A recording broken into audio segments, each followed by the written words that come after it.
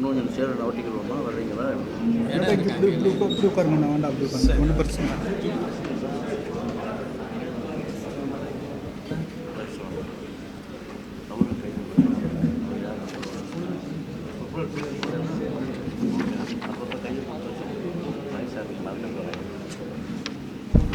போகலாமா?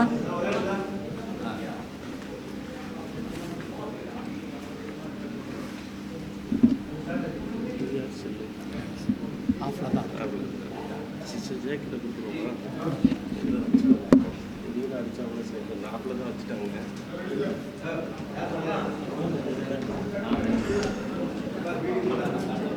குத்து சார், குத்து சார்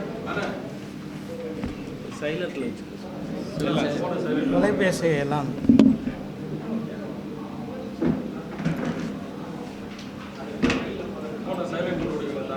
ஆரம்பிச்சிடலாமா?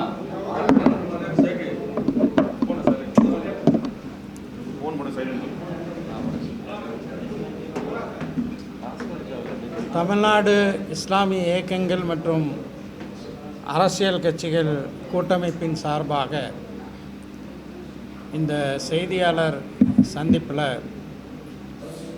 உங்களை சந்திப்பதில் மிகுந்த மகிழ்ச்சி அடைகின்றோம். உங்கள் அனைவர் மீதும் இறைவனின் பேரருள் பொழியப்படட்டும் என்று பிரார்த்தித்து தொடங்குகிறேன். இந்த கூட்டமைப்பு தமிழ்நாட்டில் இருக்கக்கூடிய பல்வேறு இஸ்லாமிய இயக்கங்கள் அதே போல் பல்வேறு அரசியல் கட்சிகளை பிரதிநிதித்துவப்படுத்தக்கூடிய ஒரு கூட்டமைப்பு. இந்த கூட்டமைப்பினுடைய ஒருங்கிணைப்பாளர்களில் ஒருவரான அல்ஹாஜ் பஷீர் அகமது அவர்கள் எனக்கு இடது பக்கம் அமர்ந்திருக்கின்றார்கள். அதற்கு அடுத்து தமிழ்நாடு பள்ளிவாசல்கள் கூட்டமைப்பு, அனைத்து பள்ளிவாசல்களுடைய ஒருங்கிணைந்த ஒரு கூட்டமைப்பு, அதனுடைய தலைவர் அவரும் இன்னொரு பஷீர் அகமது தான், அல்ஹாஜ் பஷீர் அகமது அவர்கள் அமர்ந்திருக்கிறார்கள், பஷீர் அவர்கள் அமர்ந்திருக்கிறார்கள். அதற்கு அடுத்து ஜமாத்தே இஸ்லாமி அமைப்பைச் சேர்ந்த சகோதரர் சிக்கந்தர் அமர்ந்திருக்கின்றார். அதுக்கு அடுத்து தேசிய லீக் கட்சியைச் சேர்ந்த குத்தூஸ் அமர்ந்திருக்கின்றார்.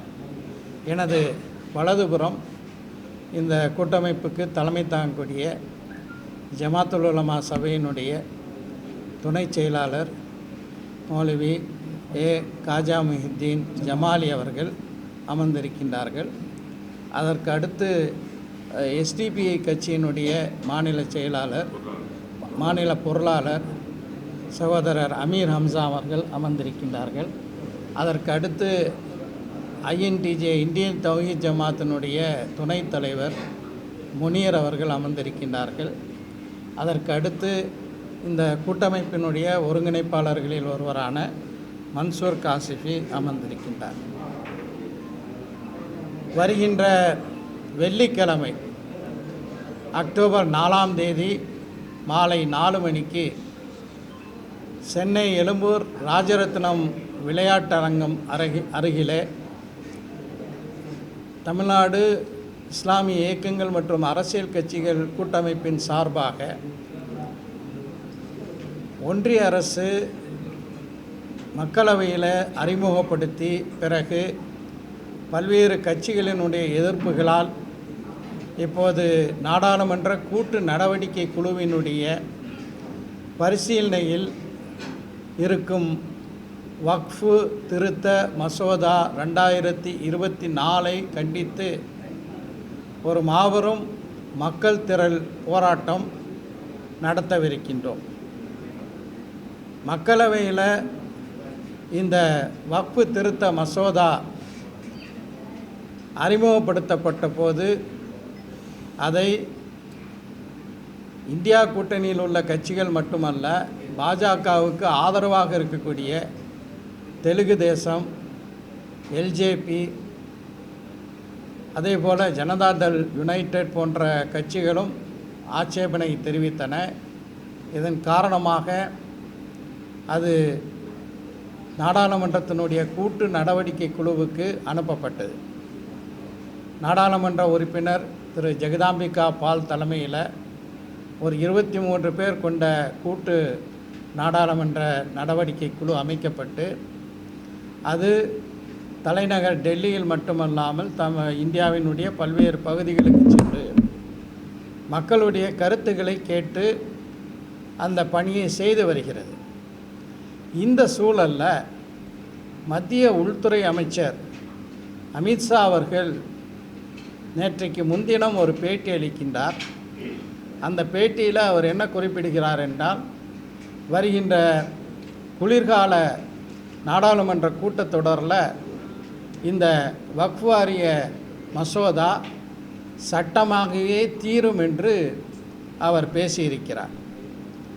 இது ஒன்றிய பாஜக அரசாங்கத்தினுடைய வரம்பு மீறிய நாடாளுமன்ற மரபுகளை மீறிய ஒரு செயலாக இருக்கின்றது. இந்த சட்டத்தை நிறைவேற்றியே தீர்வோம் என்றால் எதற்காக வேண்டிய ஒரு நாடாளுமன்ற கூட்டு நடவடிக்கை குழு அமைக்கப்பட்டது? எதற்காக வேண்டி அவர்கள் நாடு முழுவதும் பயணம் செய்து மக்களுடைய கருத்துக்களை கேட்கின்றார்கள்?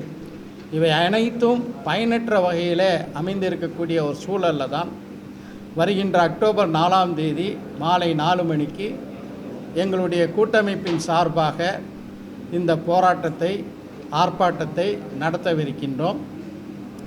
இந்த வக்ஃபு திருத்த சட்டம், அதாவது திருத்த மசோதாவை பொறுத்தவரையில் மிக சுருக்கமாக சொல்ல வேண்டும் என்றால், அரசமைப்பு சட்டம் சிறுபான்மை மக்களுக்கு தந்திருக்கின்ற பல உரிமைகளை பறிக்கின்றது.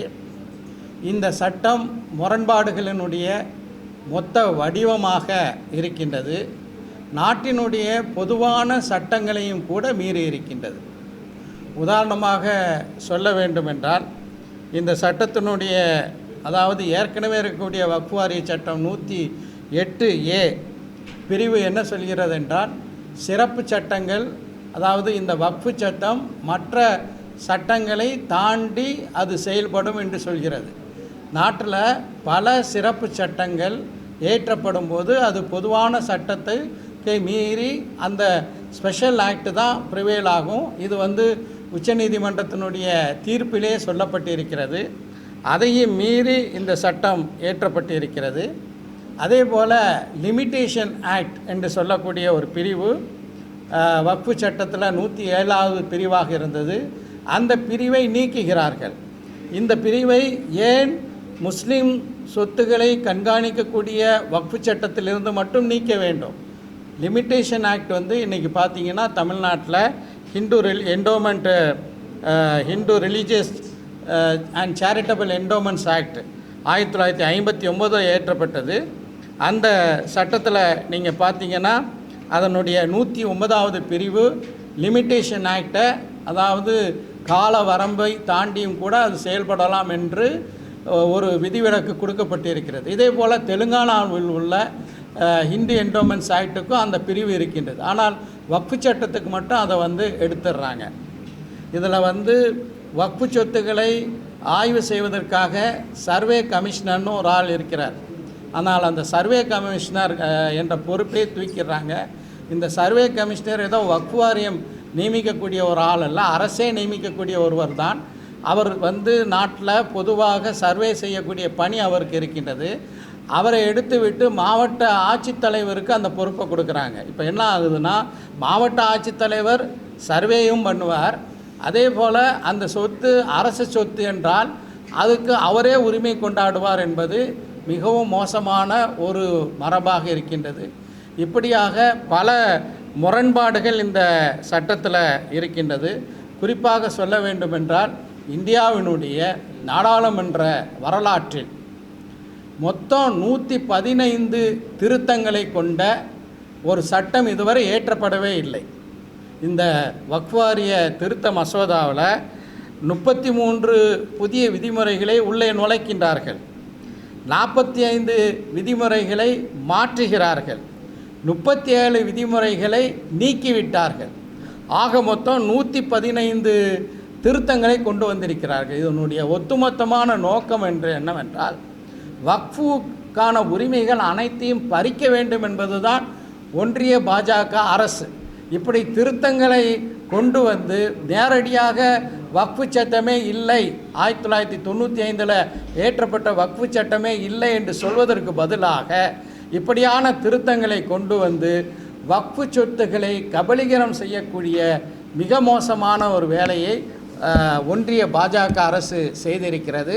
இதையெல்லாம் கண்டித்து தான் எங்களுடைய கூட்டமைப்பினுடைய போராட்டம் அக்டோபர் 4ஆம் தேதி வெள்ளிக்கிழமை மாலை 4 மணிக்கு நடைபெறுகிறது. இந்த போராட்டத்தில் அனைத்திந்திய முஸ்லீம் தனியார் சட்ட வாரியத்தினுடைய தலைவர் மௌலானா காலித் சைஃபுல்லா ரஹ்மானி அவர்கள், முஸ்லீம் தனியார் சட்ட வாரியத்தினுடைய பொதுச் செயலாளர் மௌலானா ஃபஸ்லுர் ரஹீம் முஜத்திதி அவர்கள் பங்கு கொள்கிறார்கள். அது மட்டுமல்லாமல் திராவிட முன்னேற்றக் கழகத்தின் சார்பாக திராவிட முன்னேற்றக் கழகத்தினுடைய நாடாளுமன்ற குழு தலைவர் திருமதி கனிமொழி கருணாநிதி அவர்கள் பங்கு கொள்கிறார்கள். காங்கிரஸ் கட்சியின் சார்பாக திருவள்ளூர் நாடாளுமன்ற உறுப்பினர் சசிகாந்த் செந்தில் அவர்கள் பங்கு கொள்கிறார்கள்.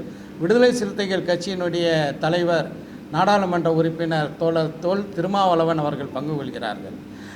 மறுமலர்ச்சி திராவிட முன்னேற்றக் கழகத்தினுடைய நாடாளுமன்ற உறுப்பினர் துரை வைகோ அவர்கள் பங்கு கொள்கிறார்கள்.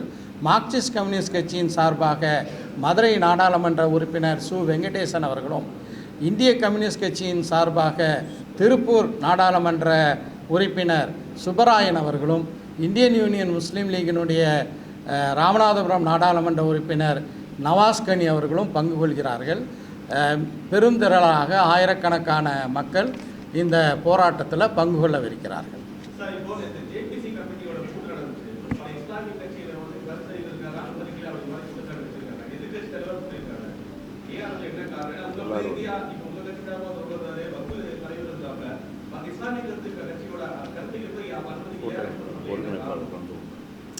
இந்த கேள்விக்கு தமிழ்நாடு அரசாங்கத்தின் சார்பாகவே தெளிவான பதிலை சொல்லிட்டாங்க. இந்த கூட்டமைப்பின் சார்பாக இங்கே இருக்கக்கூடிய எங்கள் ஒருங்கிணைப்பாளர்களில் ஒருவரான மன்சூர் காசிஃபி அவர்கள் பங்கு கொண்டார்கள்.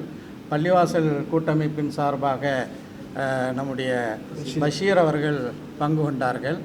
இதே போன்று அதாவது இதில் என்ன முறை என்றால், உதாரணமாக எனக்கு எப்படி அழைப்பு வந்தது என்றால், நான் ஜேபிசிக்கு எழுதினேன், இந்த மாதிரி உங்களை டெல்லியில் சந்தித்து இதுக்கு கருத்து சொல்லணுன்ட்டு.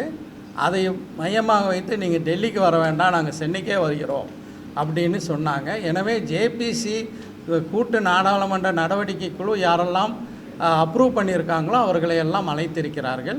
கணிசமான அளவுக்கு முஸ்லீம்கள் அமைப்பை சார்ந்தவர்கள் அதில் பங்கு கொண்டாங்க.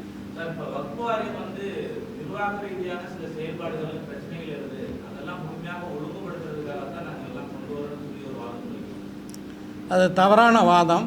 காரணம், வக்ஃப் வாரியத்திற்கான அனைத்து உரிமைகளையும் தரக்கூடிய அனைத்து உரிமைகள்ங்கிறதையும் நான் அதுக்கு விளக்கமாக சொல்ல விரும்புகிறேன்.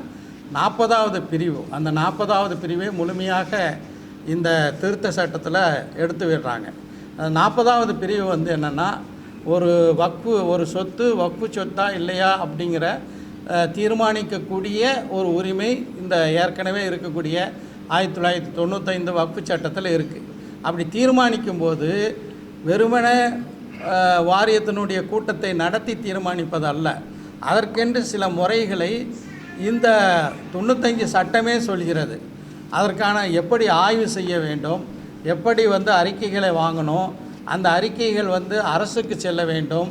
சர்வே கமிஷனரை வைத்து, சர்வே கமிஷனர் என்பது நான் ஏற்கனவே குறிப்பிட்டது போல அரசாங்கத்தினுடைய அதிகாரி, அவர் சர்வே செய்யணும். அதற்கு பிறகுதான் வக்ஃபு வாரியம் இது வக்ஃபு சொத்தா அல்லவா என்பதை தீர்மானிக்க வேண்டும். அப்படியே வக்ஃபு வாரியம் தீர்மானித்த பிறகு அதில் சர்ச்சை வந்தாலும் கூட government will have over riding effect, அதாவது அரசு அதையும் மீறி ஒரு நடவடிக்கை எடுக்கலாங்கிறது 1995 சட்டத்திலே இருக்கின்றது. எனவே இந்த உரிமை அனைத்தையுமே பறிக்கக்கூடிய வகையில் இந்த சட்டம் கொண்டு வரப்பட்டு இருக்கின்றது. அதில் மாற்று கருத்து இல்லை. 1995 சட்டமும் சரி, அந்த சட்டமும் கூட ஒரு ஜாயின்ட் பார்லிமெண்ட் கமிட்டி, நாடாளுமன்ற கூட்டு நடவடிக்கை குழு தந்த பரிசீலனையினுடைய அடிப்படையில் அந்த சட்டம் ஏற்றப்பட்டது. அதற்கு பிறகு 2013 மீண்டும் வக்ஃப் வாரிய திருத்த சட்டம் கொண்டு வரப்பட்டது. அதற்கும் ஒரு ஜாயின்ட் பார்லிமெண்ட் கமிட்டி இந்தியா முழுவதும் பயணம் செய்து ஆய்வு மேற்கொண்டு அந்த சட்டத்தை கொண்டு வந்தார்கள். இப்போ இருக்கக்கூடிய சட்டம் முழுமையாக அனைத்து தரப்பினர்களுடைய உரிமைகளை காக்கக்கூடிய வடிவத்தில் இருக்கக்கூடிய ஒரு சூழலில் இந்த சட்டம் என்பது தேவையில்லாத ஒன்று. ஒரு முரண்பட்ட சட்டமாக இது இருக்கின்றது என்பதற்கு ஒரு எடுத்துக்காட்டு வந்து என்னவென்றால், இந்த வக்ஃபுக்கு யாராவது ஒருவர் சொத்தை வக்ஃபு செய்ய வேண்டும் என்றால் அவர் 5 ஆண்டு காலம் ப்ராக்டிசிங் முஸ்லீமாக இஸ்லாத்தை செயல்படுத்தக்கூடியவராக இருக்க வேண்டும் என்று சொல்கிறது. இந்த ப்ராக்டிசிங் முஸ்லீம்னா என்ன டெஃபினிஷன்? அவர் தாடி வச்சுருக்கணுமா, தொப்பி வச்சுருக்கணுமா, அல்லது 5 வேளை தொழுகணுமா? இதை யார் அதற்கு சர்டிஃபிகேட் கொடுப்பாங்க? இது இல்லை. ஆனால் சென்ட்ரல் வக்ஃபு கவுன்சிலில் 2 அடுக்காக வக்ஃபு நிர்வாகம் இருக்கின்றது. மத்திய வக்ஃபு கவுன்சில் இருக்கிறது. அதுக்கு 23 பேர் உறுப்பினர்களாக இருக்கிறாங்க. அந்த 23 பேரில் குறைந்தபட்சம் 2 பேர் முஸ்லீம் அல்லாதார்களாக இருக்க வேண்டும் சொல்லுது. ஆனால் அந்த விதிமுறைகளை பார்க்கும்போது ஏறத்தாழ அதில் வந்து 13 பேர் 56 விழுக்காடு முஸ்லீம் அல்லாதார்கள் இடம்பெறலான்னு சொல்கிறாங்க. முஸ்லீம் அல்லாதார்கள் வக்ஃபு செய்யலாம், வக்ஃபுக்கு நன்கொடை அளிக்கலாம் என்று சொல்லக்கூடிய பிரிவை நீக்கிவிட்டார்கள். ஆனால் வக்ஃபு வாரிய நிர்வாகத்தில், அது சென்ட்ரல் வக்ஃபு கவுன்சிலாக இருந்தாலும் சரி அல்லது மாநில வக்ஃபு வாரியமாக இருந்தாலும் சரி, அங்கே முஸ்லீம் அல்லாதார்கள் இடம்பெறலான்னா இது எந்த அளவுக்கு முரண்பாடுகளுடைய ஒரு மொத்த வடிவமாக இந்த வக்ஃபு சட்டம் மசோதா இருக்கின்றது என்பதை நான் எடுத்து சொல்ல விரும்புகிறேன். சார், இப்போ வக்ஃபோட செயல்பாடு எப்படி சார் மக்களுக்கு? குறிப்பாக வந்து அதை தான் நம்ம முன்வைக்கிறாங்க. சொத்துக்கள் வந்து நிறைய இருக்குது, அது வந்து ஒரு தனிப்பட்ட முறையை பயன்படுத்திக்கிறாங்க. உறுப்பினர்களுக்கு உள்ளான ஒரு செயல்பாடு இருக்குது. மக்களுக்கு அதை எந்த மாதிரி பயணம் செஞ்சுட்டு இருக்காங்க?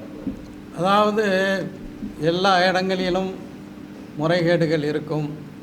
அதே போல் இங்கேயும் முறைகேடுகள் இருக்கின்றது என்பதில் மாற்று கருத்து இருக்க முடியாது. ஆனால் அந்த முறைகேடுகளை தடுக்கக்கூடிய ஒரு மெக்கானிசம், ஒரு கட்டமைப்பு இந்த வக்ஃபு சட்டத்தில் இருக்குது. உதாரணமாக யாராவது முறைகேடு செஞ்சாங்கன்னா அவர்கள் மீது நடவடிக்கை எடுப்பதற்கும் இந்த சட்டத்தில் வழிவகுக்கப்பட்டிருக்கிறது. எடுத்துக்காட்டாக சொல்லணும்னா, ஒருவர் வக்ஃபு சொத்தை ஆக்கிரமித்தால் அவருக்கு 2 ஆண்டுகள் கடுங்காவல், அதாவது பிணையில் விட முடியாத கடுங்காவல் தண்டனை 2 ஆண்டுகளுக்கு தரப்படும் என்று இப்போது இருக்கக்கூடிய வக்ஃபு சட்டத்தில் இருக்குது. ஆனால் மோடி அரசு கொண்டு வந்திருக்கிற இந்த சட்டத்தில் அந்த பிணையில் வரக்கூடிய வகையில் மாற்றி ரிகரஸ் இம்ப்ரெசன்மெண்ட், கடுங்காவல் தண்டனைங்கிற அந்த வாசகத்தையும் திருத்திட்டாங்க. எனவே வந்து வக்ஃபு